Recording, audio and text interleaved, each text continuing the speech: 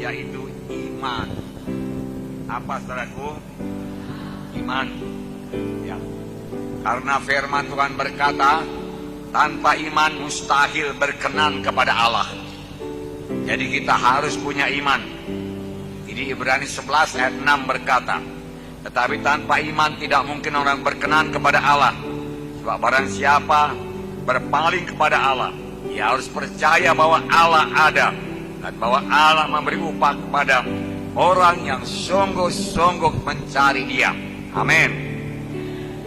Nah, amin, saudaraku. Ya, saudaraku, harus percaya bahwa Allah ada. Oke, mau kita percaya Allah ada, saudaraku.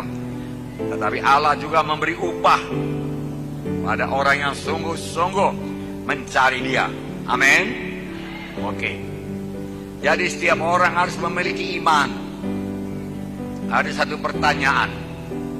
Dapatkah seseorang itu disembuhkan dengan iman orang lain? Dapatkah iman saya menyembuhkan penyakit saudara? Dapat, saudara. Tetapi ini satu pengecualian. Saudara tidak bisa terus bergantung kepada iman saya.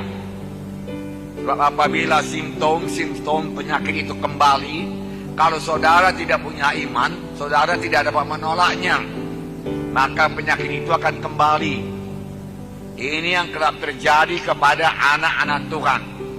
Sebenarnya dia sudah disembuhkan waktu KKR. Sudah berkurang penyakitnya. Dan dia merasa sudah bertambah baik. Dan dia percaya dia sudah sembuh. Tetapi ketika sampai di rumah atau beberapa hari kemudian, penyakitnya kambuh lagi, saudaraku. Sebaliknya, daripada mengakui firman Tuhan, dia mengakui penyakitnya. Dia berkata, penyakitku kembali lagi. Dengan berkata demikian, saudaraku, dia lebih percaya kepada penyakit daripada kepada firman Tuhan. Dan penyakitnya memang kambuh kembali, saudaraku. Memang, saudaraku, kesembuhan melalui iman orang lain bisa, tetapi itu satu pengecualian. Tidak boleh seterusnya demikian. Karena saudara tidak boleh bergantung kepada iman saya untuk keselamatan saudara, untuk ampunan dosa saudara. Saudara harus memiliki iman sendiri. Saudara harus percaya sendiri kepada Injil yang diberitakan kepada saudara. Kemudian saudara mengakuinya dengan mulut saudara, maka saudara akan diselamatkan. Pada waktu setan menyerang saudara, berkata saudara belum selamat, saudara punya pegangan firman Tuhan. Karena saudara dengarkan Injil Tuhan yang benar.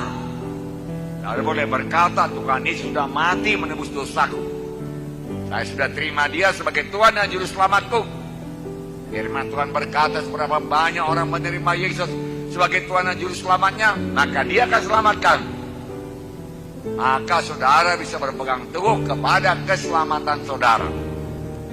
Saudaraku, keselamatan sama sekali tidak bergantung kepada perasaan. Demikian juga kesembuhan sama sekali tidak bergantung kepada perasaan saudara. Iman tidak punya urusan dengan perasaan. Rasa sakit atau panca indera, saudaraku, bukanlah pegangan yang teguh. Firman Tuhan jauh lebih teguh. Haleluya. Saudaraku, banyak anak Tuhan lebih percaya kepada panca inderanya, perasaannya, saudaraku, rasa sakitnya, daripada kesembuhan yang sudah diberikan Tuhan kepadanya. Dan memang kerap kali kesembuhan tidak spontan. Kesembuhan datang berangsur-angsur seturut dengan pengakuan iman kita. Haleluya. Nah, saudaraku, jadi saudara sendiri harus mendengar firman Tuhan.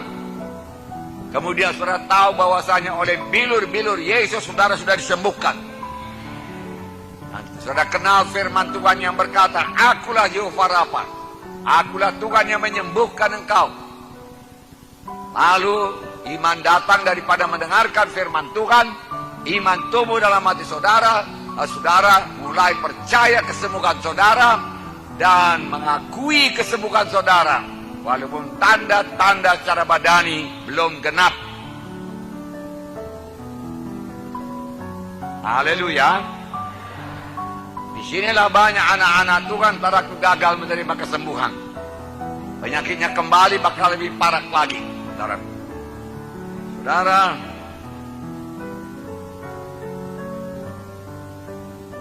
tidak mungkin berjalan dalam kemenangan sepanjang saudara bergantung terus kepada iman orang lain atau iman hamba Tuhan yang lain.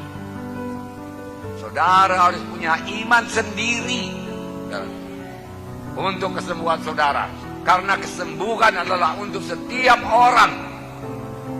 Penyakit saudara sudah ditanggung oleh Tuhan Yesus dan adalah hak saudara untuk menerima apa yang sudah disediakan oleh Tuhan Yesus di kayu salib di Golgota.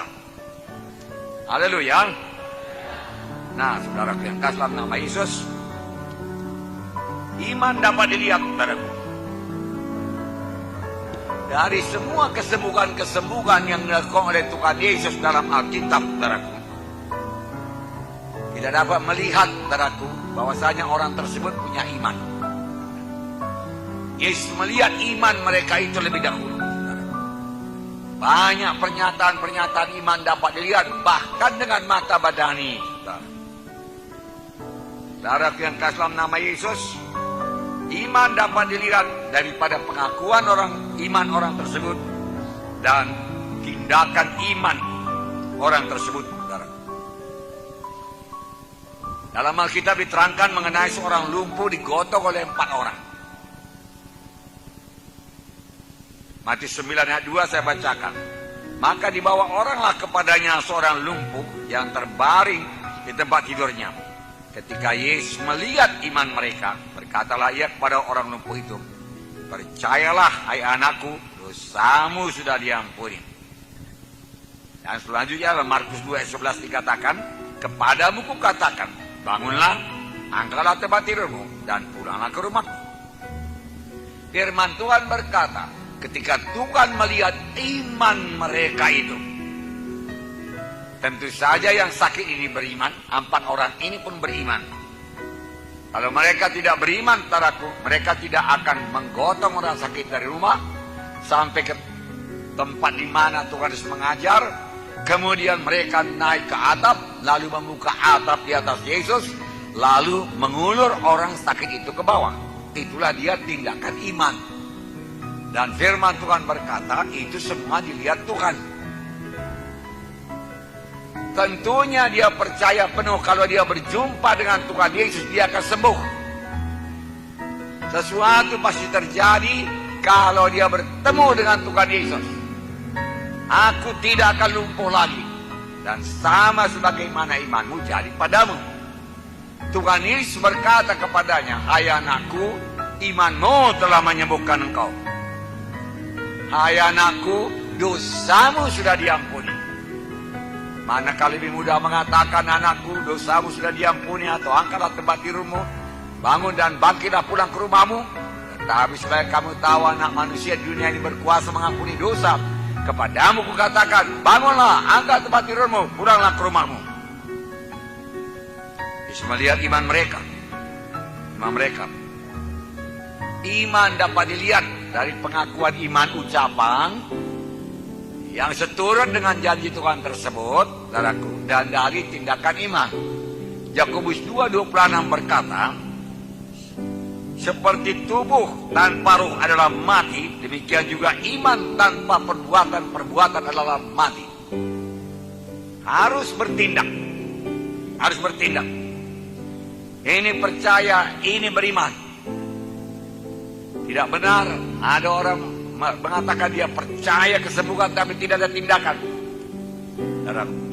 Tidak benar kalau seorang berkata dia percaya dia disembuhkan Tuhan, tapi dia mengakui penyakitnya. Sakit kali kurasa katakan aku lihat penyakit ini tambah parah. Itu dia tidak percaya kepada kesembuhan yang sudah disediakan oleh Tuhan Yesus. Dia lebih percaya kepada penyakit. Kalau penyakit diakui, penyakit bertambah teguh, mengikat saudara. Kalau kesembuhan saudara akui, maka saudara bertambah dekat kepada kesembuhan total. Haleluya. Jadi pengakuan mulut ini sangat berkuasa. Pengakuan mulut ini sangat berkuasa. Ucapan kita sangat berkuasa. Bahkan nanti kita lihat keselamatan jiwa pun dari pengakuan dengan mulut. Tidak lepas daripada pengakuan dengan mulut. Banyak orang tidak mengerti mengaku sendiri dengan mulutnya. Itu sebabnya dalam sidang kita diadakan altar call, yang mudah-mudahan diikuti oleh gereja lain. Karena kita sudah melaksanakannya sejak tahun, saudaraku, tahun 73, saudara. Panggil ke depan, altar call, saudara. Nah, saudaraku, 2 orang buta mengikuti Yesus, saudara. Mereka menangis berteriak. Saya bacakan ceritanya Matius 9, 27-30. Ketika Yesus meneruskan perjalanan dari sana, jadi Yesus meneruskan perjalanannya keluar kota, 2 orang buta mengikutinya sambil berseru-seru katanya, "Kasihanilah kami, hai anak Daud." Kemudian ayat selanjutnya, setelah Yesus masuk ke dalam sebuah rumah, Yesus sampai ke kampung lain dan masuk ke sebuah rumah. Orang buta itu masih terus mengikut. Bagaimana dia mengikutnya? Boleh jadi dia ikut-ikut suara itu terus. Saudara, walaupun dia buta, saudara, dia ikut terus. Inilah tindakan iman. Amin. Ya. Datanglah kedua orang buta itu kepadanya dan Yesus berkata kepada mereka, "Percayakah kamu bahwa aku dapat melakukannya?" Mereka menjawab, "Ya Tuhan, kami percaya."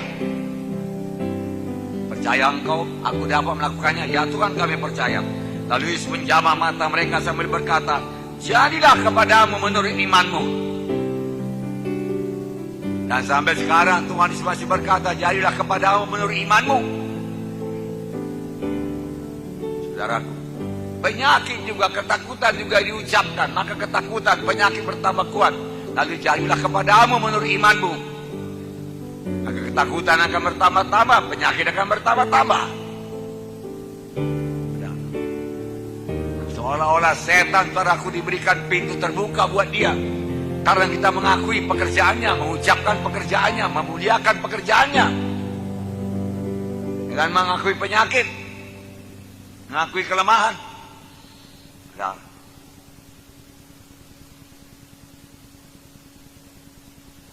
Nah, saudaraku, lalu Yesus menjamah mata mereka sambil berkata, "Jadilah kepadamu menurut imanmu."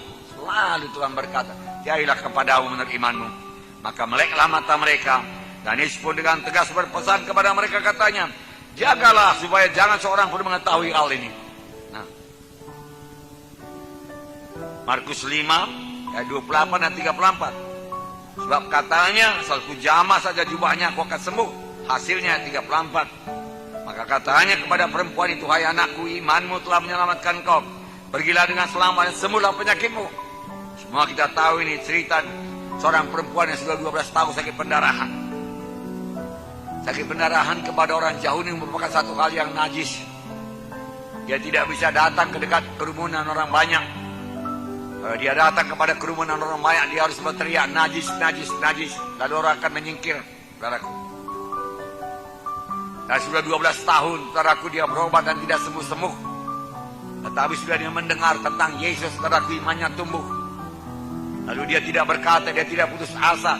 Dan berkata, "Penyakitku sudah parah sekali, 12 tahun pun sakit, tidak bisa sembuh juga. Maka kali ini pun tidak akan sembuh juga." Dia tidak berkata demikian. "Kalau aku jamah saja jubahnya, pasti sembuh." Ini lain dari yang lain. Aku akan datang kepadanya. Aku langgarlah peraturan orang Yahudi. Lalu dia langgar peraturan orang Yahudi di tengah orang banyak, tengah kerumunan laki-laki yang mengikut Yesus. Dia jamah jubah Yesus karena imannya berkata, "Kalau ku jamah jubah Yesus, aku akan sembuh." Jangan tindakan iman itu, saudaraku, mengeluarkan kuasa dari Tuhan Yesus. Kuasa telah keluar dari Tuhan Yesus. Tuhan Yesus berkata, siapa yang menjamah aku? Ah Tuhan, kau lihat begini banyak orang sekeliling engkau, dan engkau bertanya, siapa yang menjamah engkau? Banyak Tuhan. Tidak, ada satu yang lain. Dia beriman. Perempuan itu gemetar dan ketakutan datang menyembah Tuhan Yesus dan berkata, ceritakan halnya. Hai anakku, imanmu telah menyembuhkan engkau. Pulanglah ke rumah, dia katakan. Imanmu telah menyembuhkan engkau. Saudaraku, sampai sekarang kesembuhan tersedia dengan limpahnya. Tetapi banyak orang tidak menerima kesembuhan. Sebab mereka tidak punya iman kepada kesembuhan. Dan setiap orang bisa disembuhkan. Sama seperti setiap orang, walau dosanya merah 14 kali pun bisa diselamatkan. Karena keselamatan, keampunan dosa sudah disediakan Tuhan. Demikian juga kesembuhan dari penyakit manapun sudah disediakan Tuhan. Menerimanya dengan iman. Iman tidak cukup percaya dalam hati saja. Iman harus diucapkan berulang-ulang.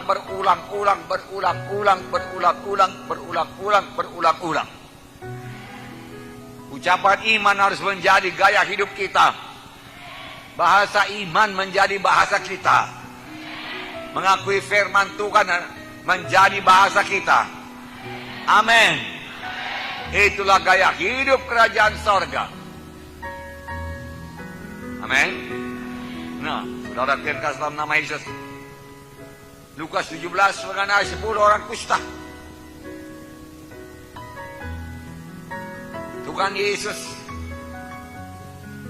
kalau engkau mau, engkau sanggup menyembuhkan kami. Tuhan Yesus berkata, aku mau, jadilah engkau sembuh. Tunjukkanlah dirimu kepada imam-imam. Saudaraku, waktu mereka berangkat menunjukkan dirinya kepada imam-imam, belum sembuh. Belum berkurang penyakitnya. Tapi firman Tuhan telah diucapkan oleh Tuhan Yesus. Mereka lebih percaya kepada firman Tuhan itu daripada gejala-gejala penyakitnya yang dapat dilihatnya dengan mata dan dirasakannya dengan panca inderanya. Dia lebih bergantung kepada firman Tuhan daripada perasaan panca inderanya. Apa yang terjadi sama sebagaimana imanmu jadi padamu.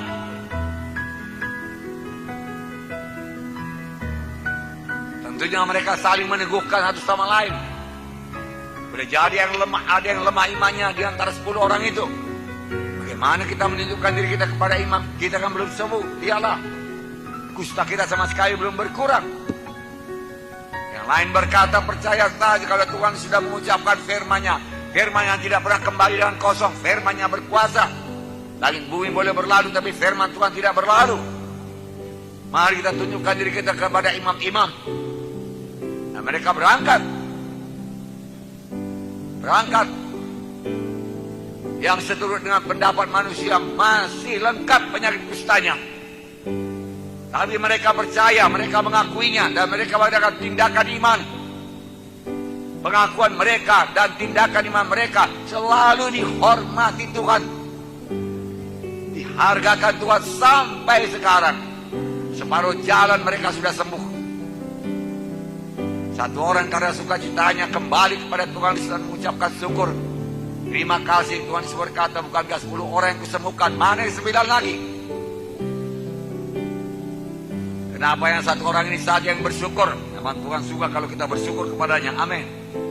Bersyukur kepada Tuhan buat kesembuhan kita, akan meneguhkan kesembuhan kita. Bersyukur kepada Tuhan buat keselamatan kita, akan meneguhkan keselamatan kita.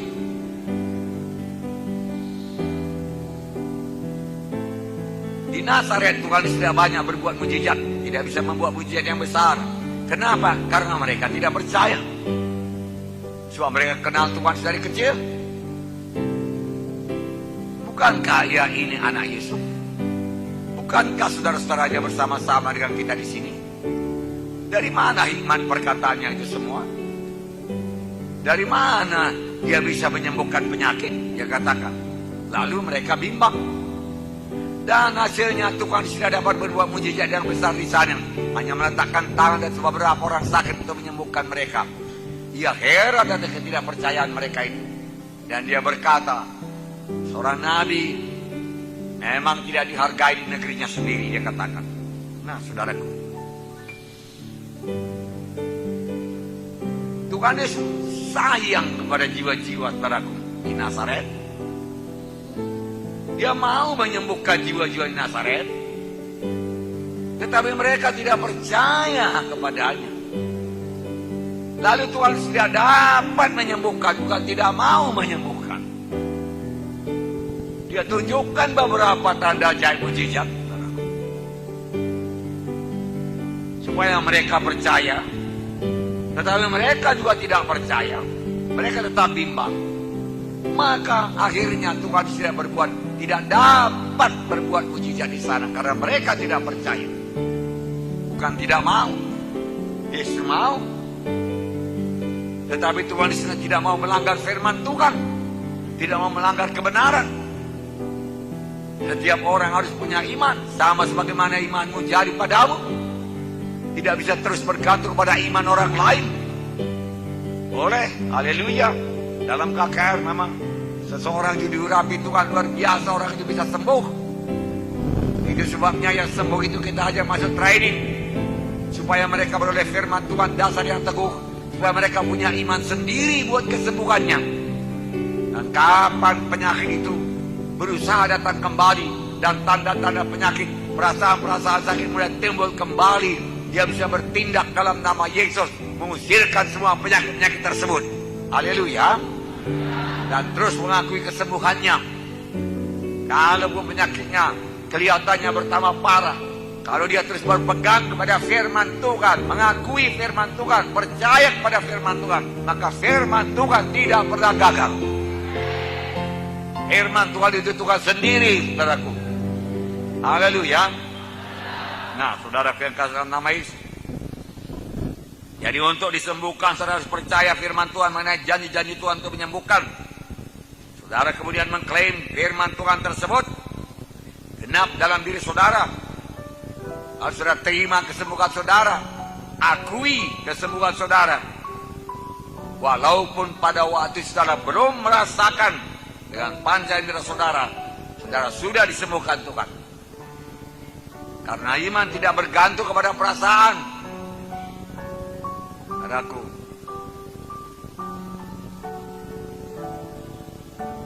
bagi anak-anak Tuhan, saudaraku, kita tidak bergantung kepada perasaan, kita bergantung kepada firman Tuhan. Yang ya dan amin. Firman Tuhan berkata sembuh, sembuh.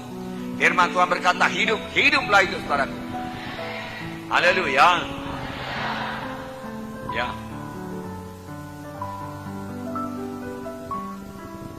Sekarang, setiap anak Tuhan mempunyai hak yang sama untuk menerima keselamatan, dan hak yang sama menerima kesembuhan, dan hak yang sama menerima berkat-berkat yang sudah disediakan Tuhan padanya.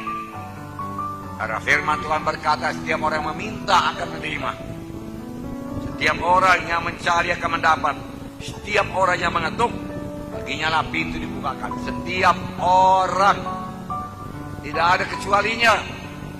Jadi setiap orang harus punya iman. Haleluya. Untuk diselamatkan harus punya iman. Untuk disembuhkan harus punya iman. Untuk diberkati harus punya iman. Haleluya. Alkitab berkata bahwa setiap orang Israel yang telah digigit oleh ular berbisa, sepanjang mereka memandang kepada ular tembaga tersebut yang ditaruh di atas tiang, maka mereka akan sembuhkan. Tapi setiap orang harus percaya, dan setiap orang harus bertindak memandang ular tembaga tersebut. Walaupun menurut pikiran manusia tidak ada hubungannya, saudaraku. Ular tembaga tersebut ya ditaruh di atas tiang dengan bisa ular tenung yang mulai bekerja dalam tubuhnya. Ini secara manusia. Tapi secara firman Tuhan, terlebih-lebih kepada anak Tuhan, terlebih-lebih kepada bangsa pilihan Tuhan, bukanlah saudaraku keadaan alamiah yang menentukan sakitnya atau kematiannya, saudaraku, tetapi saudaraku, perkara-perkara rohani jauh lebih kuat daripada perkara-perkara alami ini. Amin.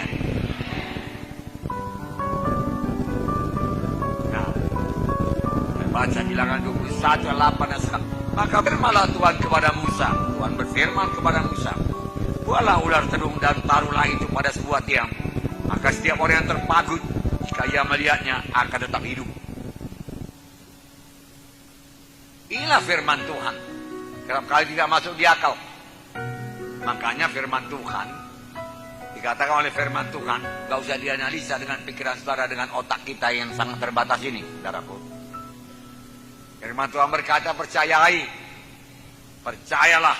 dan akuilah, maka itu menjadi milikmu.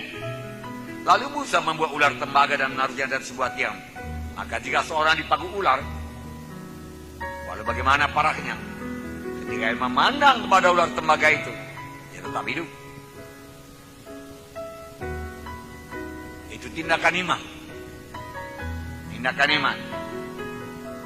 Dia percaya, dia hidup. Haleluya, saudaraku. Ya. Simpel firman Tuhan ini, saudara. Ya. Tapi disinilah justru karena simpelnya setan mau menipu kita. Panca indera kita, perasaan kita mau menipu kita. Kebanyakan orang Kristen, saudaraku, bersandar kepada panca inderanya. Maka tidak begitu banyak sembuh daripada penyakit itu. Tuhan mau menyembuhkan semua yang sakit, memberikan hidup baru kepadanya, supaya dia mengakuinya. Hidup harus saudara akui. Akui artinya ucapkan. Saya adalah anak Tuhan Yesus. Saya kejadian yang baru, perkara lama telah nyata, perkara baru telah timbul. Saya dipenuhkan oleh Roh Kudus. Saya cinta kepada Tuhan Yesus.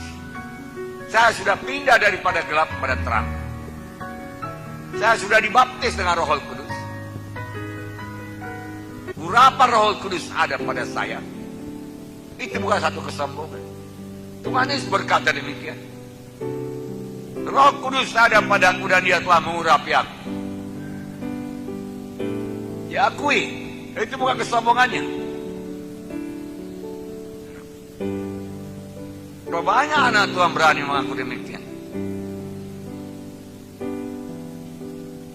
Itu sebabnya banyak kali urapan kita menjadi lemah, karena tidak diakui. Nah, pengakuan dengan belum perlu, wajar saja. Tuhan berkata saudara memilikinya, berarti saudara memiliki. Saya tidak rasa apa-apa, saudara berkata. Tak perlu dirasa, yang perlu dipercayai. Itu perkara rohani.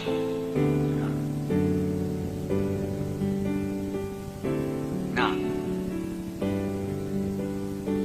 bahkan firman Tuhan berkata dalam Mazmur, seorang yang sakit sekalipun dan hampir mati, kalau tidak berseru kepada Tuhan, maka disampaikannya firman-Nya dan disembuhkannya mereka itu, diluputkannya mereka dari liang kubur.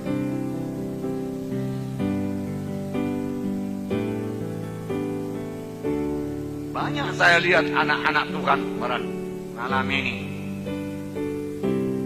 Sekiranya dia tidak berseru memanggil nama Tuhan, dia sudah berangkat ke sorga. Tapi karena pada waktu saudara kepadanya gawat, dia ingat Yesus dan dia berseru.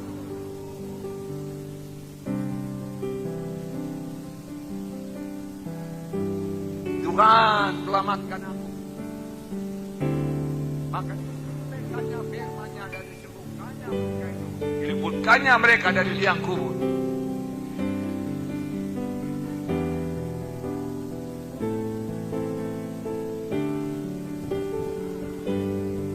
Hidup punya iman.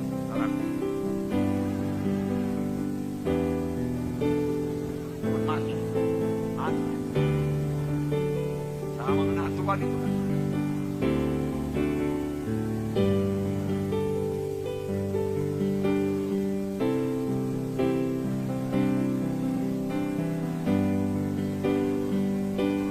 Menurut firman Tuhan, Tuhan itu belum bisa.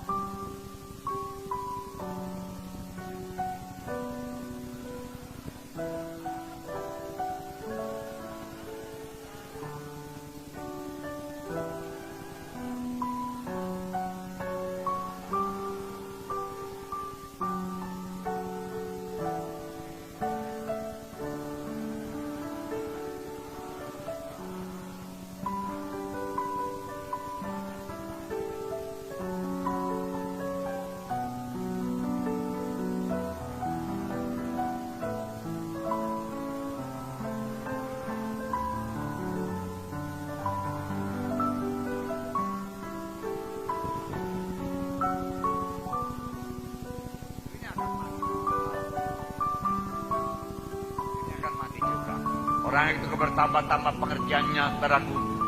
Karena Tuhan, pelayan Tuhan, hamba Tuhan, dia merasa bertambah dekat, saudaraku, dengan sorga, saudaraku. Dan dia begitu yakin, saudaraku, pindah ke sorga. Dan dia mengerti apa yang akan dapat jadi sorga. Amin. Ini tidak banyak lagi bisa diperbuatnya di bumi. Selesai rasanya pun sudah selesai semua.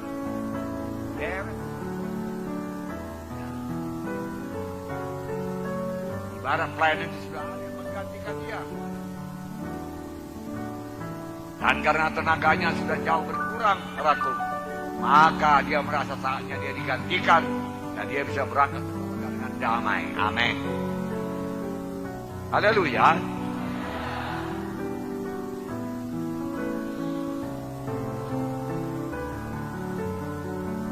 Hebatnya, saudaraku, ya. Hebat. Karena memang itu Tuhan berikan kepada kita. Sudah. Bagaimana memperoleh iman kalau begitu? Dengarkan. Ada satu kesalahan besar yang kerap diperbuat oleh anak-anak Tuhan, yaitu mereka berdoa buat iman. Tuhan, berikan aku iman, Tuhan. Berikan aku iman yang teguh, Tuhan. Tidak bimbang aku, Tuhan. Berikan aku iman.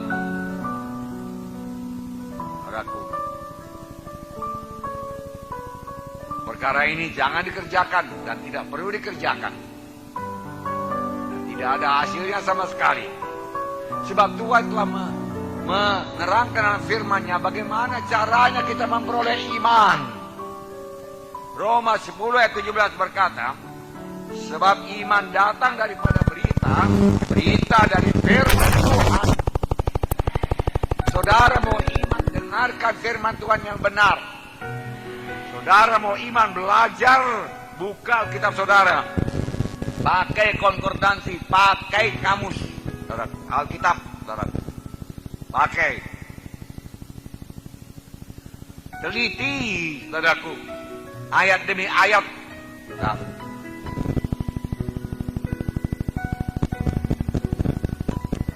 Maka iman saudara akan berkembang. Iman saudara akan teguh. Firman Tuhan.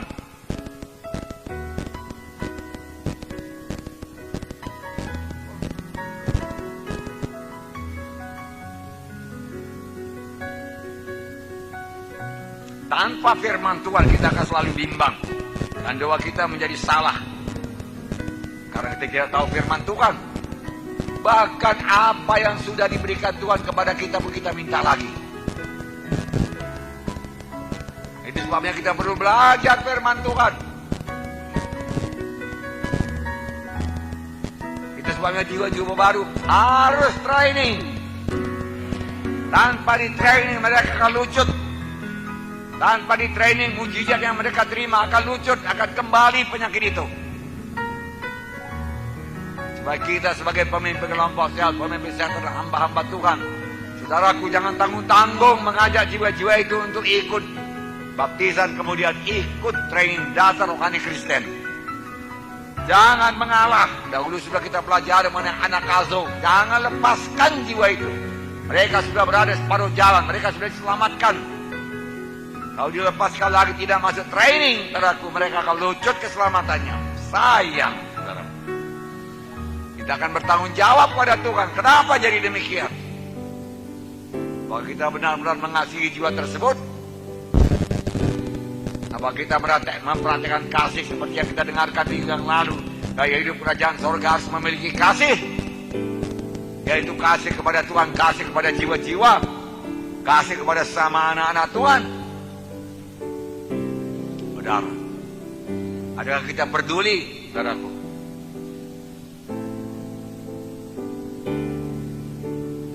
Sebab kalau kita sudah bersaksi dan berhasil membawa jiwa itu, saudaraku, kepada baptisan air, kepada perdamaian, berdamai dengan Tuhan, kemudian baptisan air. Saudaraku, tidak siap pekerjaan saudara, tidak siap. Firman Tuhan juga berkata, jadikan mereka itu muridku. Menjadi murid harus belajar, harus belajar, harus belajar. Saudara juga, walaupun sudah training dasar, harus belajar, belajar, belajar terus. Saudaraku, firman Tuhan. Saudara barangkali bertanya, sampai berapa tahun kami belajar firman Tuhan, Pak Munte? Sampai saudara dipanggil ke sorga. Disiplin. Tidak ada anak Tuhan yang berhasil tanpa disiplin. Tanpa disiplin, saudaraku, tidak ada disiplin, saudaraku, akan menghancurkan hidup saudara, melucutkan saudara daripada keselamatan. Tidak ada keteguhan dalam saudara.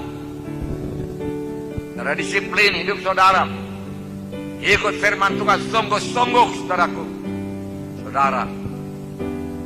Dan setan tidak suka, saudaraku, saudara hidup benar, saudaraku, di hadapan Tuhan, dan mau mengikut Tuhan sungguh-sungguh, akan banyak, saudaraku, tantangan-tantangan, terangsang setan kepada saudara. Maka saudara akan mengalami banyak keberatan, banyak persoalan. Hati-hati kalau saudara tidak punya persoalan dalam hidup saudara mengikut Tuhan Yesus. Sebab dengan persoalan tersebut, dengan tantangan tersebut, itu kesempatan bagi roh Tuhan untuk membentuk saudara menjadi satu pribadi yang kuat, percaya teguh kepada Tuhan.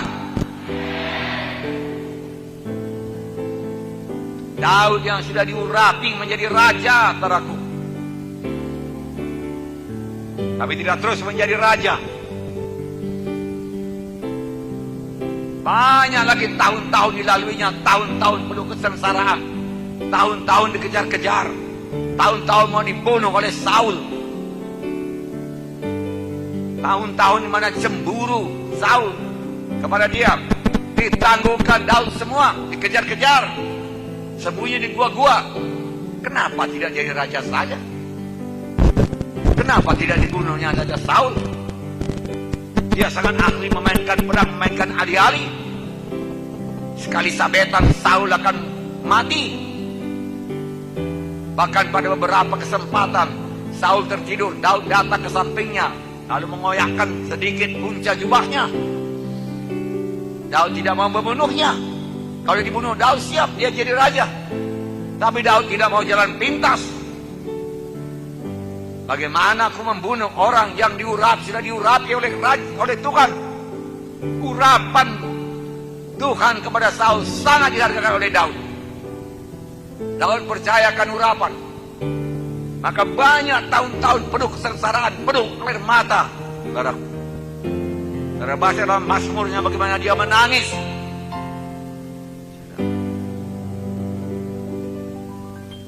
Bagaimana nyawanya hampir putus. Tapi semua itu membentuk Daud, saudaraku, menjadi satu pribadi yang kuat.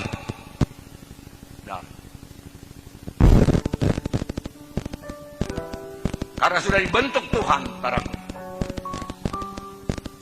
Ya aja tanah liat, saudaraku. Nah, kita sudah belajar dahulu bagaimana tukang pembuat periuk itu, saudaraku, mengeluarkan semua sampah-sampah dari tanah liat tersebut, dicabutinya, saudaraku, sampah-sampah akar-akar kayu. pasir-pasir dibuang semua, murni tanah liat. Kemudian dibanting-banting lagi, saudaraku. Kemudian dibentuk, saudaraku. Bentuk. Harus kira bentukannya, saudaraku. Belum, saudaraku. Seturut dengan kehendak tukang priuk, dibanting lagi, disatukan lagi. Saudara, sekiranya, saudaraku, tanah liat itu bisa berteriak. Sudah berkali-kali dia berteriak, begitu sakitnya, begitu sengsaranya. Jangan menyangka, saudara, kalau sudah ikut Tuhan sungguh-sungguh lenyap semua keberatan, lenyap semua persoalan.